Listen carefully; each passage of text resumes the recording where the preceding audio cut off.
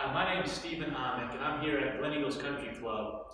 And I just wanted to share a little bit about some of the things that I observe all the time when I'm traveling on the PGA Tour or European Tour as far as the grip is concerned. One thing I notice is that if your grip gets a little too strong, the face tends to get too closed. And by strong, I mean, let's assume this is a fairly neutral grip.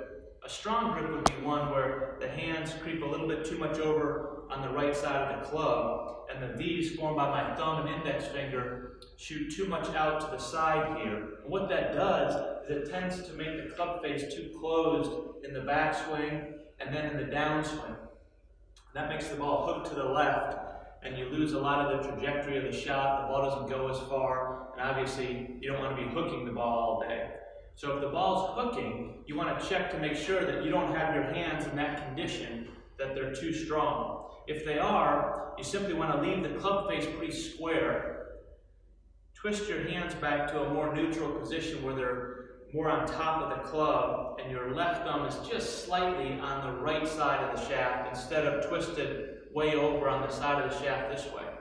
Another way to check to see if your grip's too strong is if you're hooking the ball and you notice a lot of your knuckles are appearing here as you look down.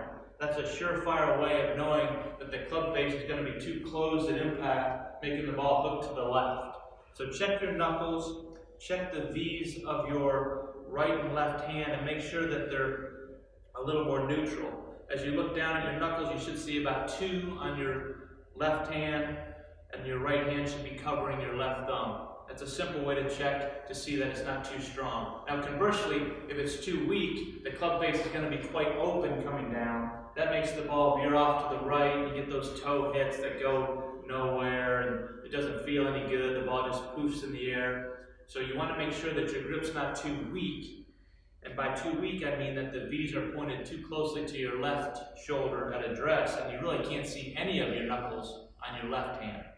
So you'd want to strengthen your grip just a little bit if you had too weak of a grip, so that you're exposing at least 2 knuckles at address, and that you get your right hand on top of your left thumb so that the thumb and the forefinger are pointed about at your right shoulder.